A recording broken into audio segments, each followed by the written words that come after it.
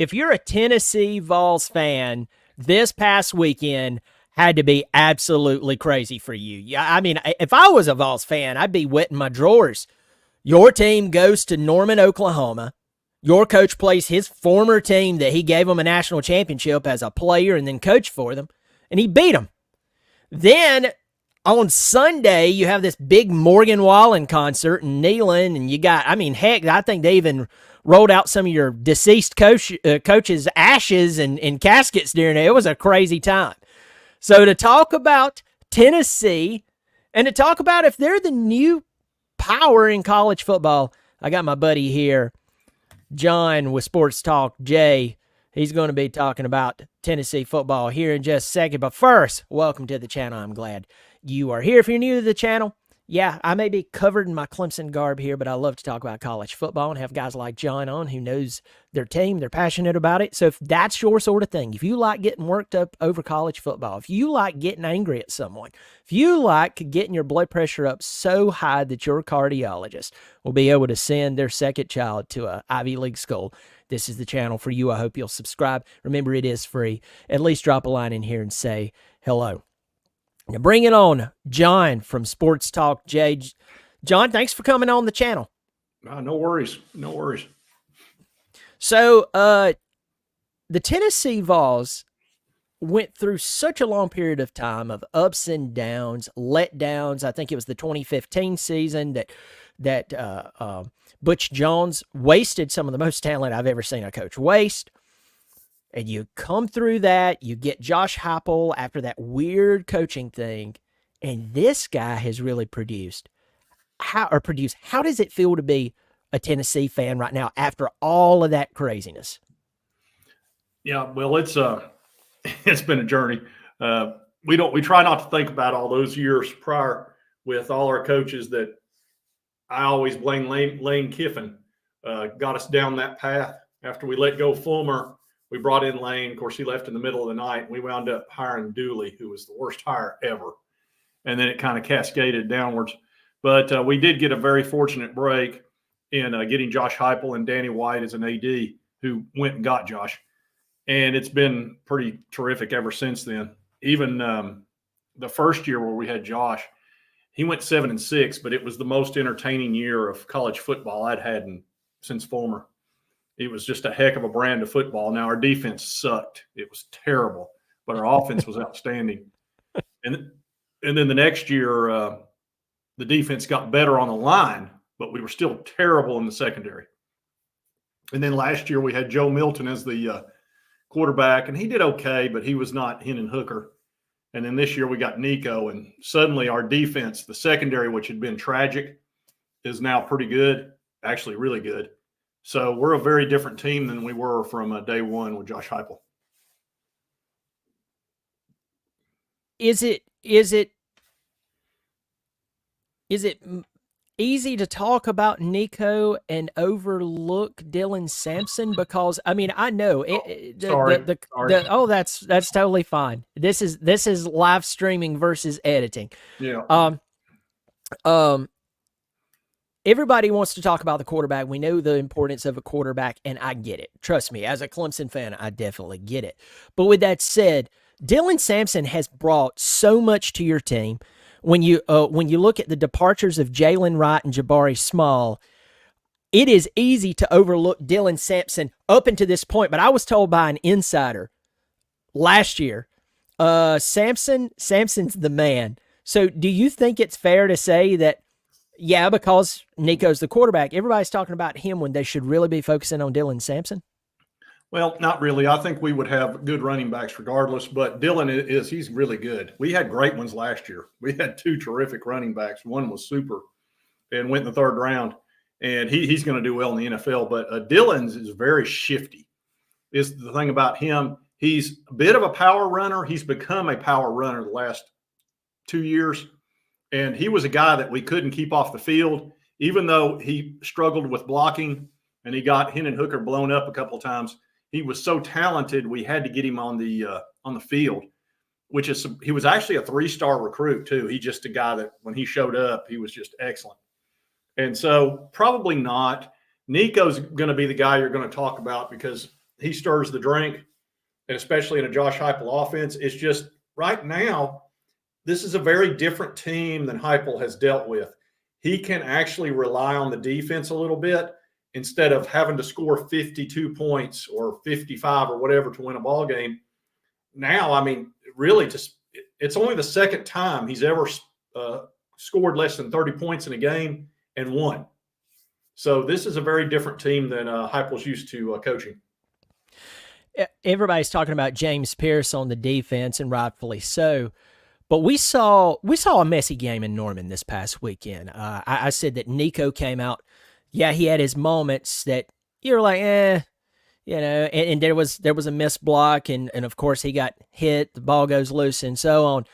But I talked about Jackson Arnold did not look like Mr. 3 overall quarterback that he was hyped up to be, and there's various reasons for that. You know me, I don't like to take shots at the players and so on. But Nico came in, he played well. What about that throw to Dante Thornton? That was such a strike. And before this game, and I just want to pause there, John.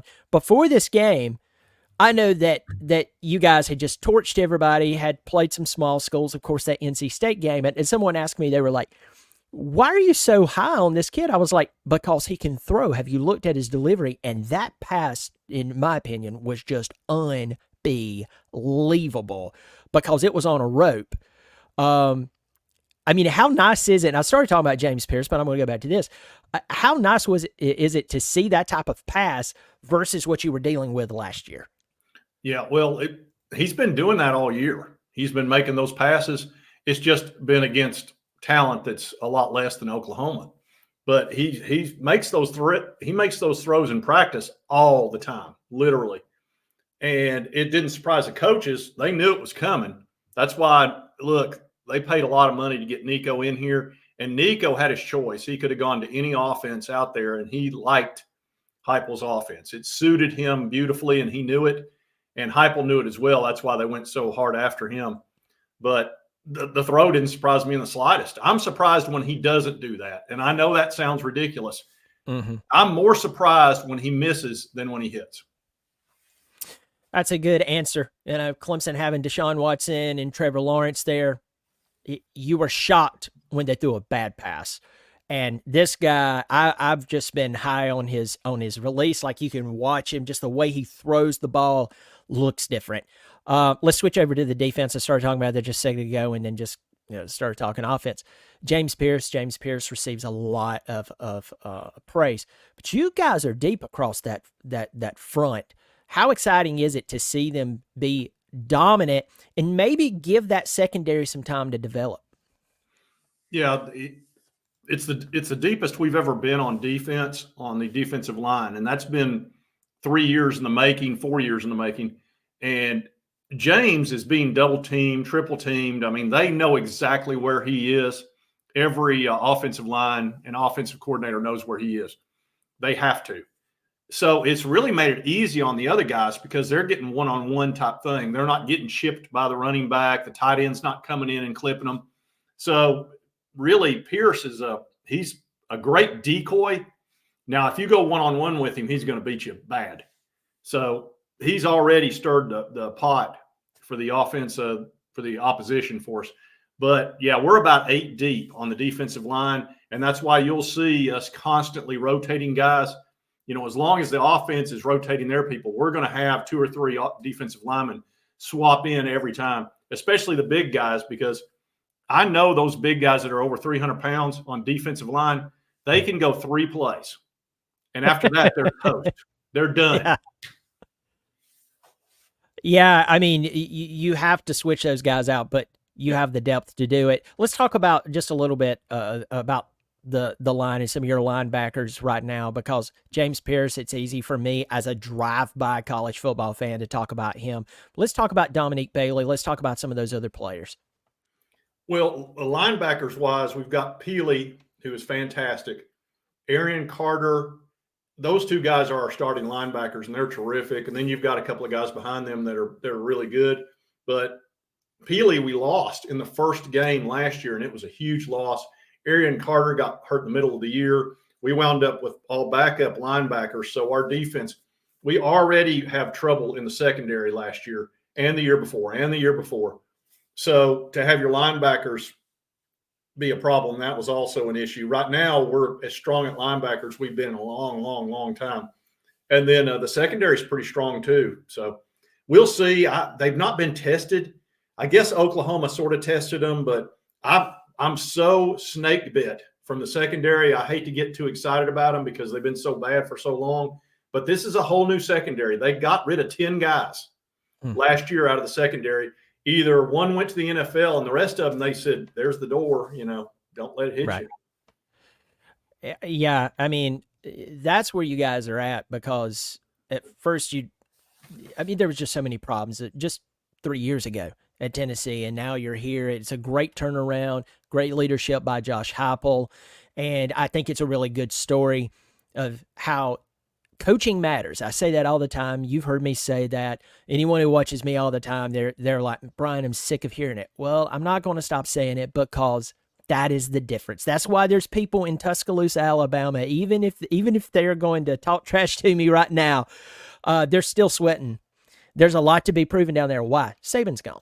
And when you lose a really good coach, it's very difficult to have that confidence and that swagger like you used to. You guys have a really good coach. This guy's one of the meteoric stars in college coaching, and he's rising to the top. Let's talk a little bit about the schedule. So you're off this week, and then you're at Arkansas. Arkansas is really, really weird with Bobby Petrino there. That's oh man, if there was a college football SNL, Saturday Night Live, you could do a really good skit on that one. No one's really worried about that. You have Florida come into town, the artists formerly known as Florida. They dress in the same jerseys. They play at the Swamp, but they are not good whatsoever. And then you have Alabama. Then you have another off week. We can kind of pause there. Is there, other than Alabama, do you believe, and I really don't think you're going to have a problem with Arkansas, but do you think that you guys are going to have that same monkey on your back with Florida this year? Because it seems to be a problem. What are your thoughts on that? Well, with Florida, you never know what's going to happen. I could see them getting beat and firing Billy Napier, although I'm kind of hoping they'll keep him through the end of the year. I don't really want Florida to come into Neyland with a new interim coach and they get all excited and want to give us their best game. Sometimes that happens when a coach gets let go. Oh, man. Sorry. That's totally fine, man. Normally, it's the same person, and I can't talk to him. So anyway, yeah, Florida. Gosh almighty, that's the team that I just can't stand them. I can't stand the Gators, and they know what they did. They know what they did, so I don't have to address that. But Florida will always be the team that I can't stand. And Arkansas, I think we'll be okay with them. We're going to play them, and it's going to be a 7. It seems like every game is prime time for us right now with the 7 or 7:30 time frame. And I guess that has to do with ratings and all that, because the Nico and the Josh Heupel offense, everybody gets excited, and you might see fireworks, and they want to see that. I'm hoping 2 weeks from now when we play Arkansas that we'll have our 2 tackles back. One's got a sprained ankle. The other one, I'm not sure. He's been in and out. But we're having to use backup tackles, and that's why Heupel went so conservative in that game in the second half, especially because we had 2 backup tackles in there, and Nico got hammered twice, and he fumbled twice because of it. And Heupel's sitting there going, man, I'm going to get Nico either hurt or I'm going to give him the ball.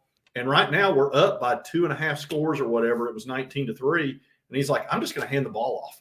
I'll just do that, play defense, punt, kick a field goal here and there. And they're not going to score more than, we were at 19 at that time. He didn't think they could get to 19. So he's like, I just don't need to screw this up because I've got them. And I think that's why he went conservative. Until we get those tackles back, you may not see as much fireworks. You may see us hand the ball off more, which is what we do anyway. I know everybody thinks we're just – we're not. We run the ball way more, about 60%, 55% we run the ball.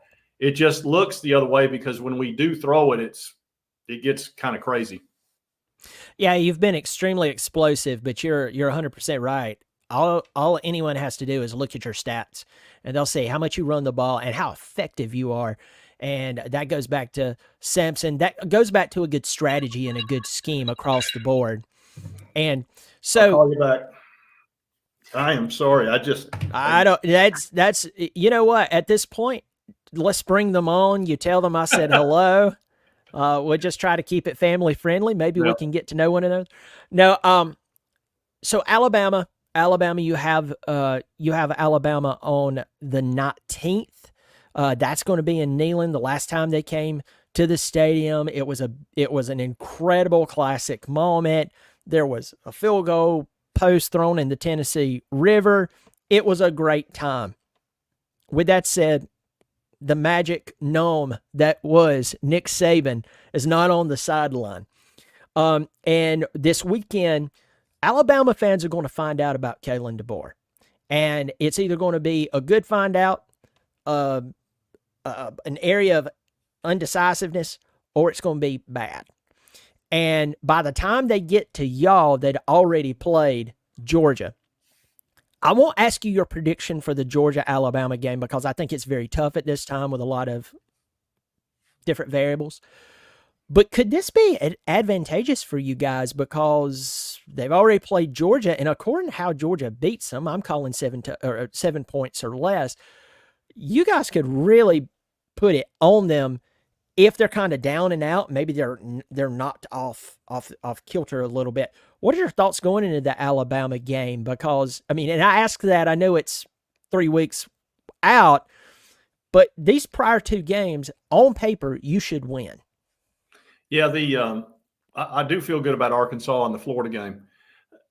Florida coming here, that's going to be very difficult on them. But Alabama, I don't know what to expect out of Kalen DeBoer's offense. They haven't really played a big-time team. They played Wisconsin, which is a decent team. But they're getting ready to find out against Georgia.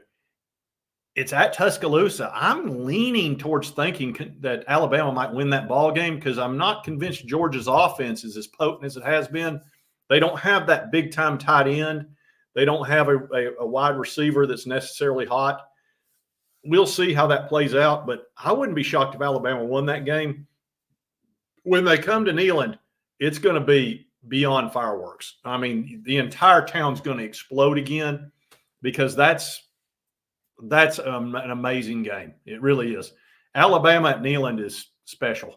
So I think they're going to be super fired up about it. And it'll probably be a 50-50 type game. It'll be within a couple of points either way as far as who's going to win. And I expect them to be I think Kalen DeBoer is the real deal. I think he's a good coach. He's won everywhere he's been.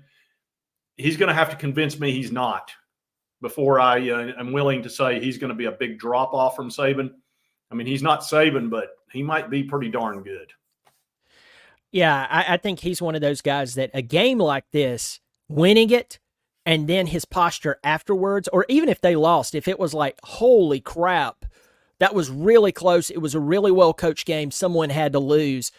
I think this is a defining moment for him, not only in his coaching career, but really in just this season. I'll bring it more micro. This could be a great moment for him in his coaching career. And I agree with you. He's going to have to show me that he's not a good coach, but he does have some big shoes to fill. But who's going to fill the shoes of a man who won 7 national championships? Let's talk about the rest of the season, just kind of flying through it, and then we'll close down here. You have Kentucky coming to town on November the 2nd. Kentucky always talks a lot of trash. They think for some reason they're like this with you guys. Y'all always beat them. It's funny. You have Mississippi State. They're terrible. They're coming to town. Y'all go to Georgia. You have UTEP coming to town, and then the Nerds of Vanderbilt. So there is a good chance that, let's just say you have to lose a couple of games. There's a great chance you win 10 games this year, maybe more. How realistic is that for you and your fan base? Like, stop singing Rocky Top for a moment. How realistic does it seem that 10 wins plus for the regular season is actually realistic? Yeah, well, I had us at 10-2 starting the season, and I'm leaning barely towards 11-1. I think the toughest game for us will be at Georgia. I think that Georgia's defense has had our number. It's been the one defense that has been able to stop our offense even at its peak. They just have the hosses everywhere, and they're able to stop our run with 5 and 6 in the box, which actually Oklahoma kind of did on some level, which is really hard to do. It's very difficult to stop the run with 5 or 6 in the box.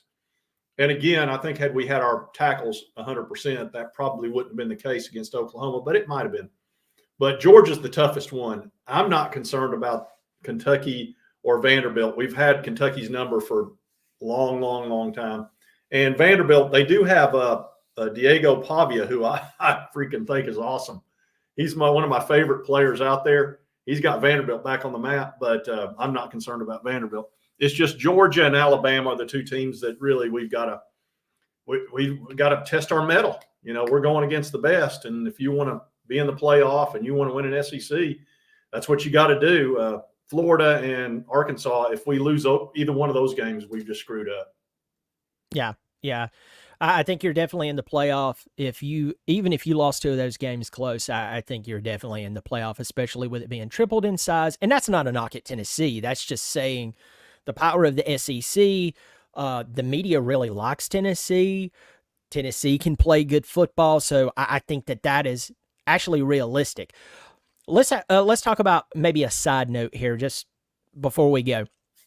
Josh Heupel goes to Norman, Oklahoma.